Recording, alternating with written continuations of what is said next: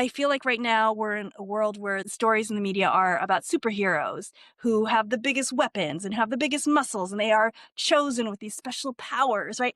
And there's nothing wrong with those stories. I think they're super fun to read, but I also think that you don't have to be a chosen one to be a hero. And that's something that I hope that people get from my work, because I feel like that's what I try to show in all of my books, except for the one about Mulan, because that was by Disney. She was chosen, I guess. But all the ones that are originally my own that I've created, I do try to create characters who are heroes, not because they are so much chosen, but just because they're trying to do the best they can, and they're just trying to earnestly do something to do the right thing. And I think that's something that I feel like is really important these days. I think we have so much disdain for earnestness. Like it's so uncool, it's so cringe. And I hope that my books plant the seeds that earnestness is actually not something to disdain, but actually something that makes you a hero. Like just trying your best is heroic.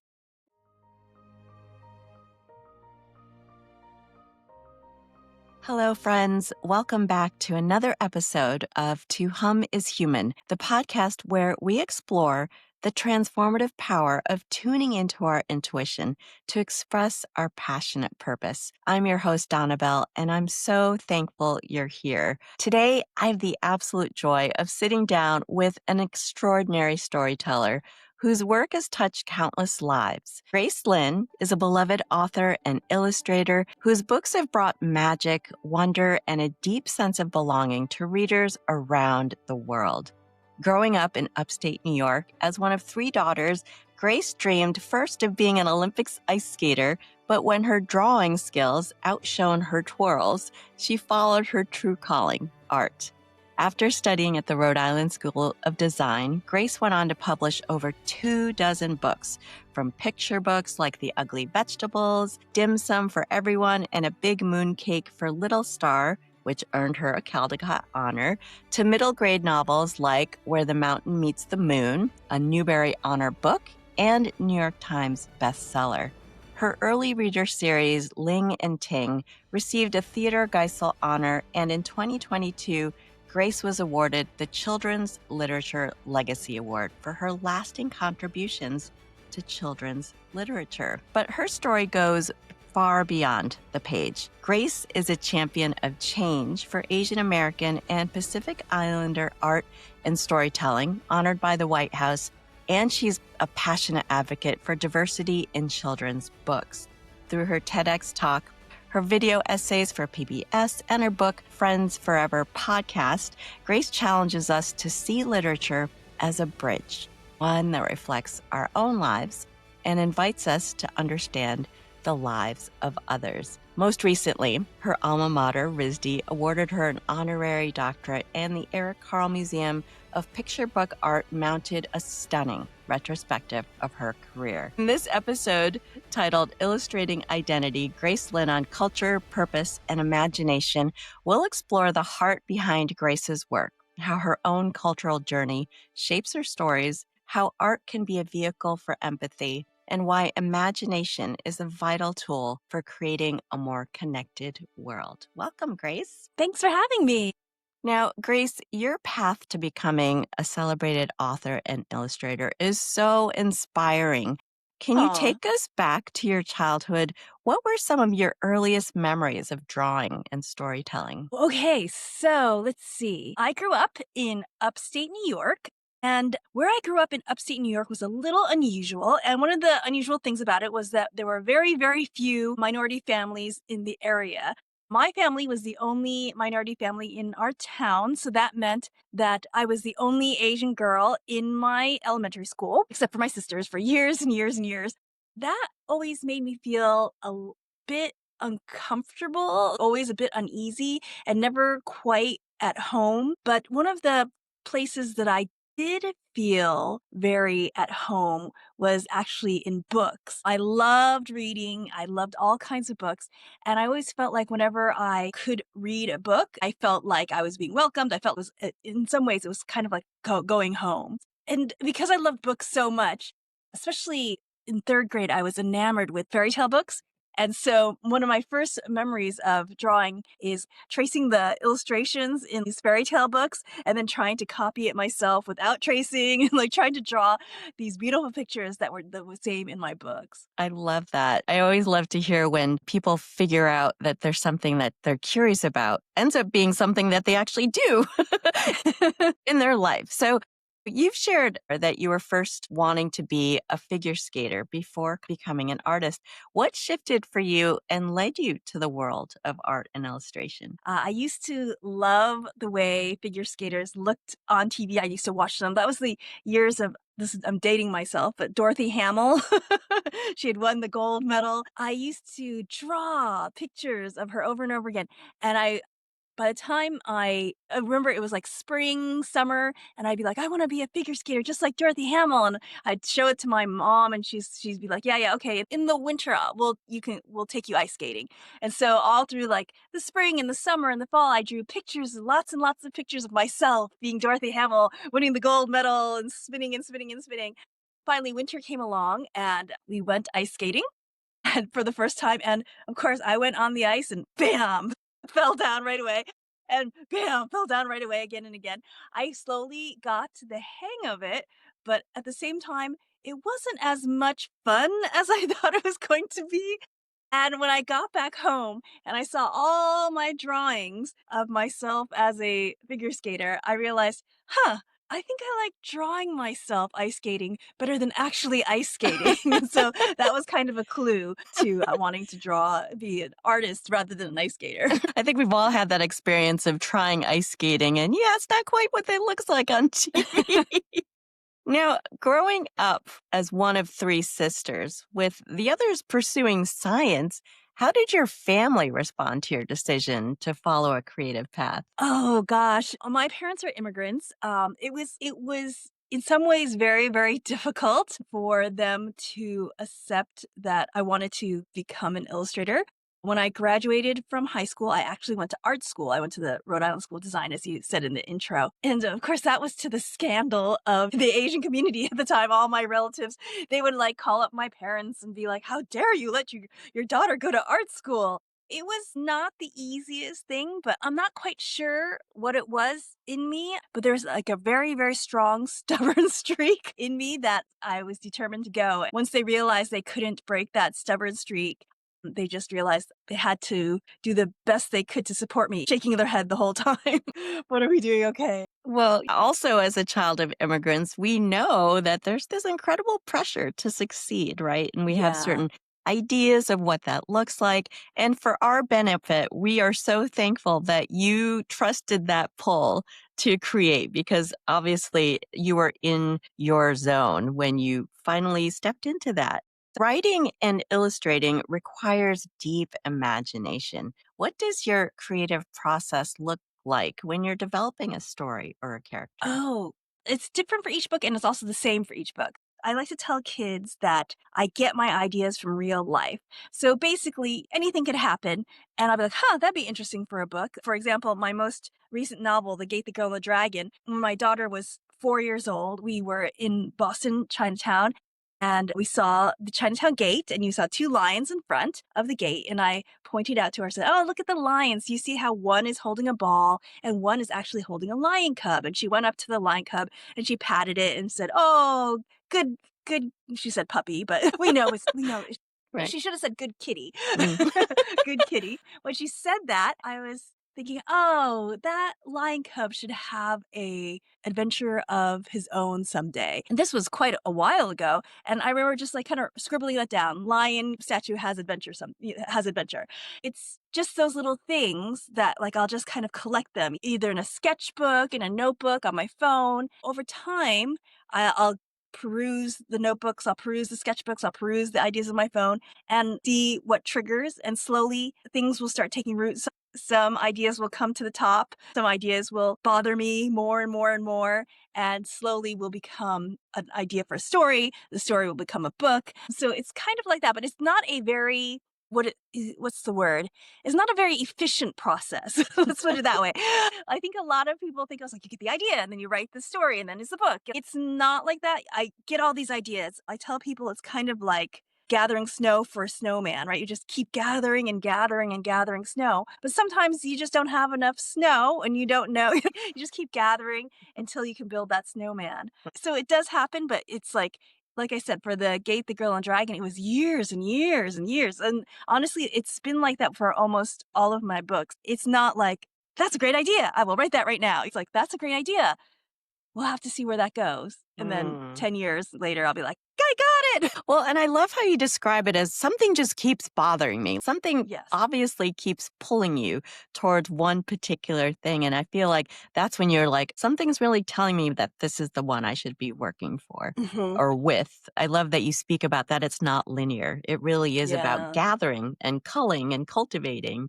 Now, Yeah. your work seamlessly blends art and narrative. How does illustration inform your storytelling and vice versa? Do you see pictures first, words first, or do they arrive together? So I began as an illustrator. The way we were taught how to illustrate at RISD was that we got a story and from the words, and then from the words, we drew the pictures. Often students ask me what comes first, the drawing or the words. And for me, the words always come first. But when I'm coming up with the idea for a book, it's not really either the pictures or the words that come first. It's the story kind of in my head, it comes in together at once. And once it's like sometimes it's pictures, sometimes it's story, like all comes together like this big mush. But when I finally get it out of me, it comes out as words first. Interesting. I love that. And then I imagine as you're writing, the images start to clarify a little bit more. Yes, definitely. The images clarify. And I mean, the images help me write the words because usually what I tend to do is I'll just sit there, I'll close my eyes and I'll see what the surroundings look like. And then I'll be like, oh, okay. And then I'll write what I saw in my head. Now, growing up, you've shared that you didn't always see yourself represented in the books you read as a child. How did that experience shape your desire to tell the kinds of stories you create now? Yeah, it was pretty important. Earlier in our conversation, I talked about how when I was a child, the only place I really felt welcome was in a book, right? And it kind of felt like another home for me. But even though it felt like another home, there was this strange feeling of still not belonging. And the reason why is because I never really saw anybody that looked like me in a book back then. It's much better now. But in the library that I had in upstate New York, there was no books with Asian characters or Asian American characters in them that I ever came across. And I remember thinking, like, here I am reading this book about mermaids. I'll read books about mermaids. I'll read books about princesses. I'll read books about unicorns, like all these incredible, magical, impossible creatures. And I would love them. But even though I could see these impossible creatures, I still could never see anybody that looked like me. And that always made me feel a little bit strange. Like even in this wonderful world where the impossible could exist, I still didn't. It did bother me. And most of the time during my youth, it bothered me, but I always would push it down. But as an adult, and when I had a chance to create books, it really came out as like, gosh, I really want to make the books that I wish I had had when I was younger. I did listen and watch your TEDx talk, and it really resonated with me as being someone else who was probably the only Asian person in the whole school growing up. It is quite significant when you think about you finding your place in the world, and especially in school. Could you tell us briefly about your experience? Because I know The Wizard of Oz was a really important story for you. I think it was in fifth grade. My class decided to put on the play, actually it was Return to Oz. And all the girls in the class wanted to be Dorothy. And I really wanted to be Dorothy too, right? All the girls who want to be Dorothy, we're going to have a tryout like on Friday. So all week, we all would practice singing Somewhere Over the Rainbow over and over again, getting ready for the audition. And Friday morning before the audition, I remember we were all singing Somewhere Over the Rainbow one more time, practicing. And I turned to the girl next to me and I said, today's the audition. Do you think they might choose me to be Dorothy? And she looked at me and she's like, "But you can't be Dorothy. Dorothy's not Chinese." And when she said that, I felt so stupid. That's what's so interesting when I look back at that now. I wasn't angry. I wasn't offended. Instead, I felt dumb. I was like, oh, how could I have even thought that they might have chosen me? Like, who did I think I was? Like, I was embarrassed to have thought that I could try out. And in fact, when they called my name for the tryouts, I said, no, no, no, no, no. And I didn't even try out because I thought it was stupid of me to even think that they might choose me because Dorothy wasn't Chinese. Mm. That really stayed with me because that feeling of feeling so stupid and so small. I think when you feel that way, especially as a child, a preteen, that feeling doesn't go away. And I think that was something that was kind of imprinted on me. And when I started making books, I'm like, I'm going to make a book that an Asian girl could be the star of. Yeah. Your books often weave Chinese folklore with personal experiences. And through the storytelling, you embrace and explore identity and culture.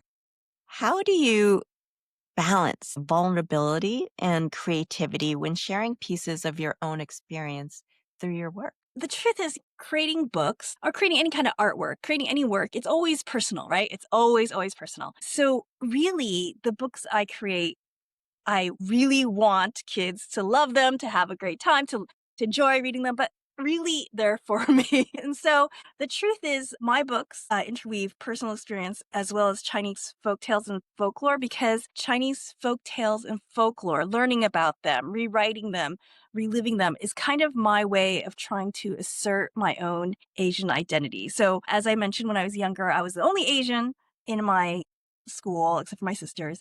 And I really did not want to be Asian. I wanted to forget that I was Asian. I wanted to look just like everybody else.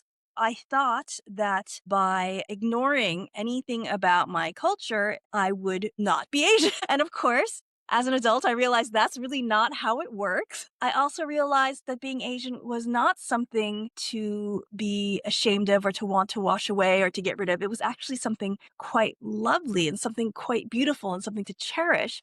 But here it was that I had this part of myself, this heritage that I knew nothing about.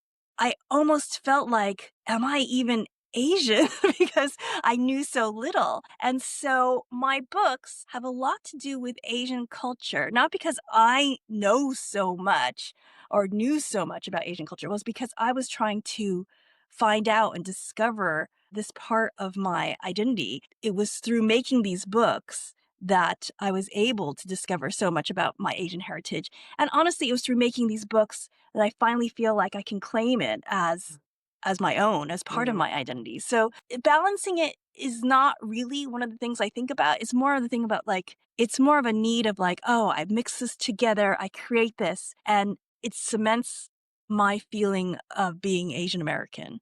Well, and there's an amount of acknowledgement, right, in that knowing, and then really embracing and also accepting that part of yourself. And I know for most immigrants who come into the country who are brand new, who may actually be speaking a different language, there's such a pressure to assimilate and acclimate Yeah. quickly to be able to blend in some way. And that transition can be either really difficult or really easy. But in most cases, people sort of feel left out in many ways. And of course, in literature, representation is so important, especially for children's books, because that's where they find out about the world. And the curious thing is, I love the story about where the mountain meets the moon comes in, which has touched so many readers and even has become a New York Times bestseller. What was the inspiration behind this story? And what was it like to see it resonate on such a wide scale? So, Where the Mountain Meets the Moon is my first novel that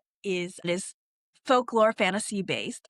So, as I said earlier, when I was younger, I didn't want to know anything about my Asian heritage, but my mom was really sad that I didn't want to know anything about my Asian heritage.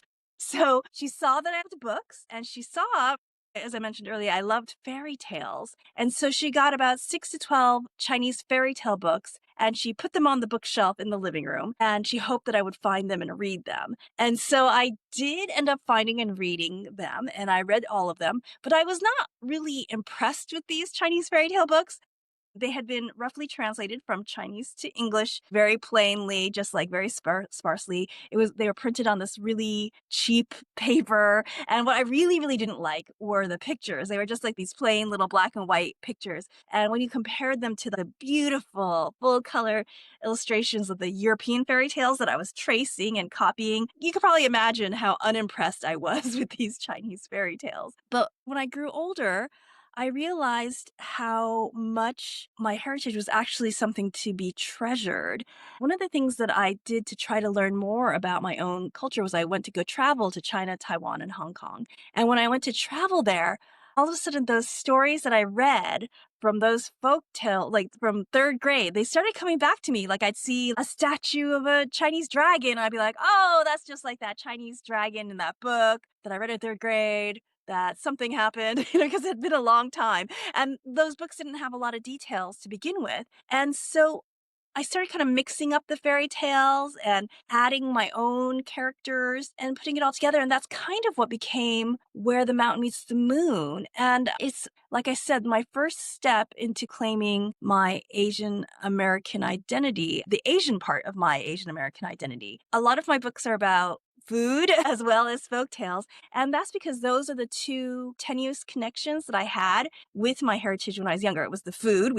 Ate Chinese food, and these folktale books that I read when I was like in third grade, this series of 6 to 12 Chinese folktale books. And those were the kind of the only things that I felt kind of that tied me to my Asian heritage that I could remember. I leaned into those two things very, very, very hard. And I tried to strengthen those strings as much as possible through my books. Hmm. So that's why my books feature a lot of those things. I think the second part of your question was, how does it feel to have that book resonate? So this book, Where the Mountain Meets the Moon, it won the Newbery Honor, which is a huge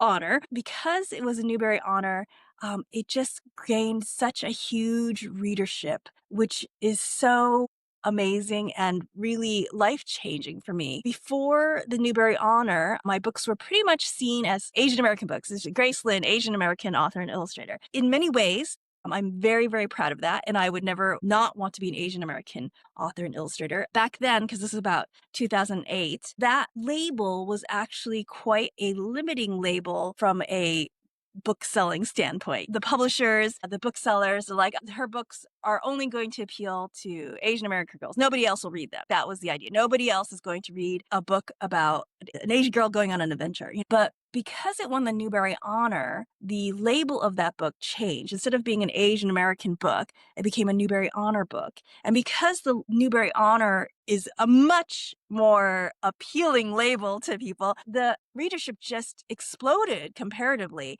And I was getting readers who were not Asian, like getting boy readers all everywhere. What was extremely gratifying to me was how so many of the readers loved it. It didn't matter what race they were, it didn't matter what gender they were, they loved the book. And it really kind of solidified to me that the labels that we as adults give books for children are a bunch of hogwash, right? Like we're like, oh, this book, this is a boy book, this is a girl book. He's not going to like that because it's a friendship book with girls. I feel like what Where the Mountain Meets the Moon did for me, it proved that kids can love any book given the chance. And that white boy in Kansas loved Where the Mountain Meets the Moon because he was given the chance to read it and he was encouraged to read it. That's the thing that resonates with me the strongest with my experience of Where the Mountain Meets the Moon, how it proves that a good book is a good book no matter what. I'd love to come circle around that a little bit because this story actually inspired schools to then create plays about this story. And there was an interesting reversal of roles, if you will, that you noticed when they would put on these plays. Could you speak about that? Sure. So, Where the Mountain Meets the Moon, it's about a young girl named Min Lee who's on this journey to try to find the old man of the moon. He meets this dragon and they go together to try. So, in a lot of ways, many people have called it like an Asian Wizard of Oz, right? And I never meant for it to be that, but looking at it from now, looking back, I can see that. And so I could see how in many ways Min Lee is kind of like an Asian American Dorothy, right? Mm. And so when schools started putting plays of Where the Mountain Meets the Moon in their schools, it was so heartening to me to see how the role of Min Lee was such a coveted role. In fact, one teacher told me that because so many girls wanted to be Min Lee, they actually cast like 4 different girls, like so that they would have like one night it would be this girl, the other night would be this girl. Every girl would have a chance. And it was such a amazing feeling to think like I felt like I couldn't be Dorothy, but here I created this character that now everybody wanted to be. It's such an interesting circle and such a lovely Mm. circle that I always cherish. Ugh, that just warms my heart every time I hear it. It just feels so good. Now, you've become a leading voice in advocating for diversity in children's books, from your TEDx talk to being honored at the White House as a champion of change. What has that journey been like for you personally and professionally? It has been both a blessing and a curse. We'll put it that way. I am very, very proud of the diverse books in our children's book landscape now. I am so thrilled to see how much it has changed from when I started, and to think that I might have had a role in helping that happen really humbles me. And I'm so glad that I have been able to help in my own small way. At the same time, I still long for the day, someday, when a good book can just be a good book. I long for a day when it's not an Asian American book. It's not an Asian book. It's not a Black book. It's just a book. So we're still not there yet. And unfortunately, it seems like we're taking many steps backwards right now. That's the part where it's kind of a curse, because as creator, you just want to do your work, right? You just want to make your books. You just want to do something, and you don't want the book to be more than that. For all of my books, it always had to have just the fact that the main character was Asian. It was always a secondary political statement, even though they're just eating dim sum. It's a political statement, which we could talk about that later. So the curse is that I just want to make a book where it doesn't matter, like where the character can be Asian and it's not a political statement. It's just a book, So, but I don't think unfortunately, I don't think we'll be there yet. We're going to be there anytime in my lifetime, unfortunately, which is not a bad thing. No, I take that back. I don't think it's a good thing, but in terms of me, myself, on my creation, I don't think it's a bad thing. I think that in some ways, I should be grateful that my work can still make a difference. Yes, and I see how now in current times that things become more evident.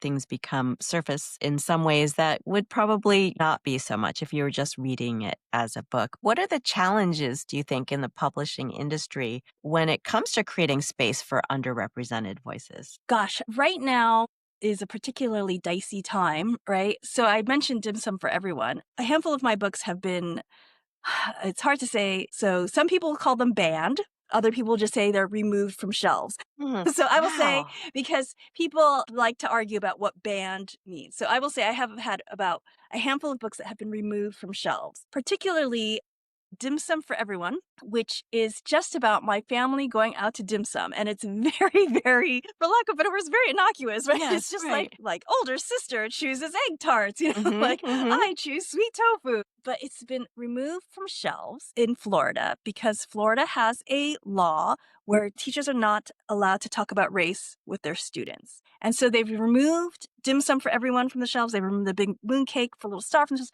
because they are afraid that if they read these books to their kids, that the kids will ask, like, what is this Chinese food? And then they will have to talk about race, and that's illegal and that's bad. In itself, that's really disturbing that the book's Mm, being removed. But what's even more disturbing is that this kind of idea of like, oh, we're scared to share any book with an Asian character because it might make the kids ask about race. So these are just the books that were taken out off the shelves. Think about all the books that are not being chosen, that the mm, kids will never, ever, ever see, that the teachers will never even, they might see it in a catalog. They might see it in the bookstore, be like, oh, not going to touch that. Never going to share it because they're afraid.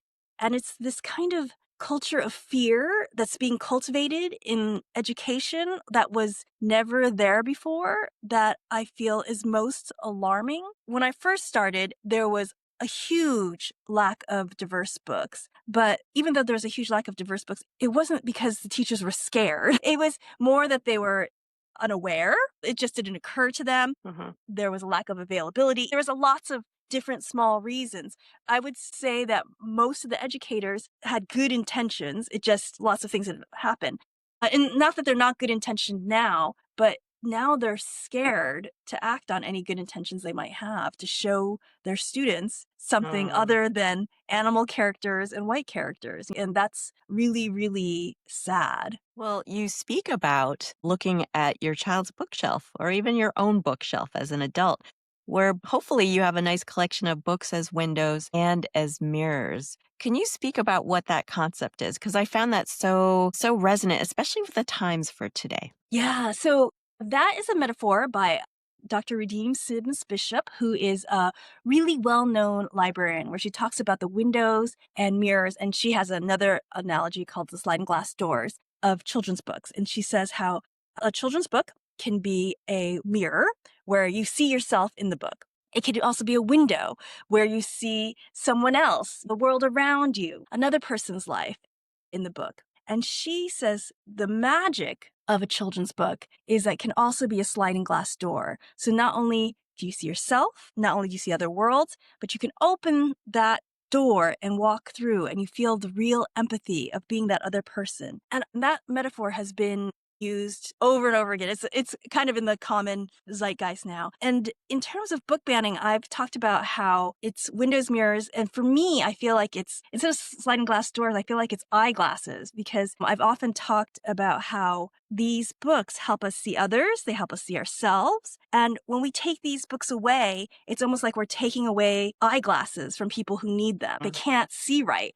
And I often make this analogy about how when my daughter was very young, she needed to have corrective glasses. And they said, oh, if she doesn't get these corrective glasses now, it could permanently damage her eyesight for when she's older. And that's how I feel about these children's books. I'm like, if we don't get these books to kids at this young age, it could damage what they see for their whole lives. They might never see people who don't look like them as human. It narrows their vision so much and it makes their world so much smaller. That's why I feel like we're in a weird time right now, which I hope that we can all kind of change little by little. I feel it's more of a collective wanting to bring these stories together. And even if there are pockets and places where there is this notion that this other thing shouldn't really be questioned, I'm glad you're still writing no matter what. Like this, this isn't something that's going to change who you are as a person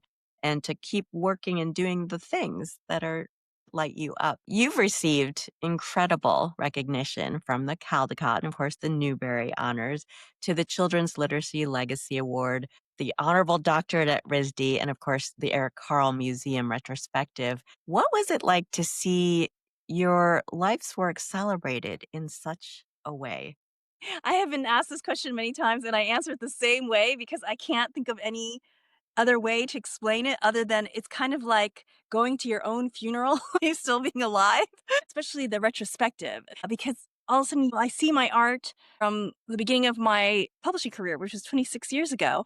And it's kind of like, oh, this is a quarter of my life here on these walls. It's a surreal thing. And to see it celebrated and for people to say all these nice things and to like it, it's a really lovely feeling. But it also gives you that feeling of like, oh, I guess this is what it must be when you're at your funeral and everyone says all these nice things about you.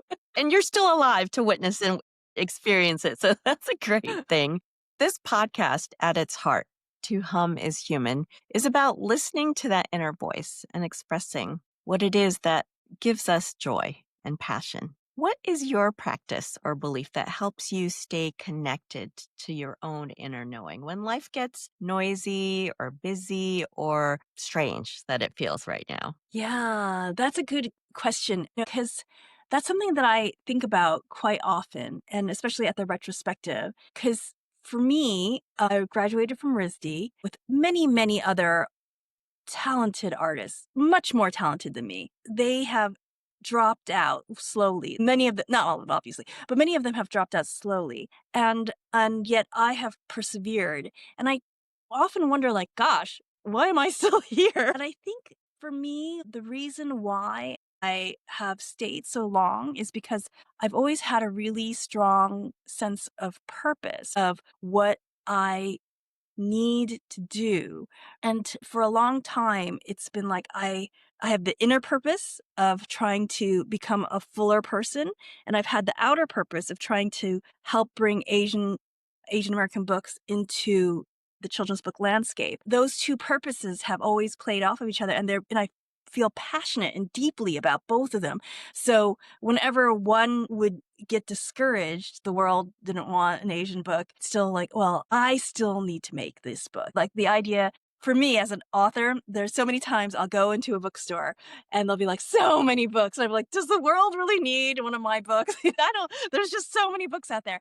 But I always come back to the fact like, the world might not need my book, but I still need to make it, Mm. right? And so that's where it really helps. But then, of course, you have the flip side because you're always going to get this go fall into a fallow season where you're like, oh, I don't want to make it. I'm terrible. What's the point? Like, and that's where the other purpose comes in, where I'm like, well, I need to keep pushing forward. Need to keep doing this because the world does need this. So it's kind of like having these dual purposes to Mm. have purpose that you feel passionate about. And so I think that is something that I would encourage people to think about. Think about your inner purpose and your outer purpose and how they can play against each other and how you can hold them each in one hand and lift one when you need to and lift the other when you need to. And the best is when you have both at the same time. Mm, mm. I love that because, especially for young artists and dreamers who are just starting their journey about discovery and curiosity, it's really important to just know that underneath it all, you do have all the things that can take Yeah. you where you need to go. But Grace, looking ahead, what kinds of stories are you most excited to tell in the future, or what do you hope our readers, especially young ones, carry with them after they close the last page? One of the themes that I feel very strongly about in all of my books, and especially these days, is how the characters are characters who are just honestly earnest. I feel like right now we're in a world where stories in the media are about superheroes who have the biggest weapons and have the biggest muscles and they are chosen with these special powers, right? And there's nothing wrong with those stories. I think they're super fun to read, but I also think that you don't have to be a chosen one to be a hero. And that's something that I hope that people get from my work because I feel like that's what I try to show in all of my books, except for the one about Mulan. That was by Disney. She was chosen, I guess. But all the ones that are originally my own that I've created, I do try to create characters who are heroes, not because they are so much chosen, but just because they're trying to do the best they can. And they're just trying to earnestly do something to do the right thing. Mm. And I think that's something that I feel like is really important these days. I think we have so much disdain for earnestness. It's so uncool. It's so cringe. I hope that my books plant the seeds that earnestness is actually not something to disdain, but actually something that makes you a hero. Like Mm. just trying your best is heroic. Yes, and your story matters. Your story Yes. absolutely matters. Where can folks find out more about you and your work? They should just go to my website, gracelin.com. And if they are interested in autographed books, I always support my local independent bookstore, High Five Books. And I always tell people if they want an autographed book to order from them. Also, you have your podcast as well. Yes, I've got all those other things too. I have a podcast with my editor. It's called Book Friends Forever. It's not really for kids and it's like really in the weeds, like inside baseball. So if you're in children's book publishing, I think you'll find it interesting. If you're not in children's book publishing, you might not. So that's called Book Friends Forever. Yeah, and I have Instagram and Facebook. And you can find me at Pacey Lin on Instagram. Pacey Lin, PacyLin on Instagram. Exactly. Grace Lin, your work reminds us that stories are really bridges connecting cultures, generations, and the deepest parts of ourselves. I'm so honored and thankful that you joined us today to share your story with us. Thanks so much for having me. Thanks for being here. I hope something from today's conversation stayed with you or gave you a new way to look at things. That awareness, that pause, that's where things start to shift. If you enjoyed this episode, please subscribe, leave a review, or share it with someone who might need it. You can learn more about my work and what's coming up at sonorouslight.com, and you can follow me on Instagram at @tohumIsHuman. Until next time, keep humming.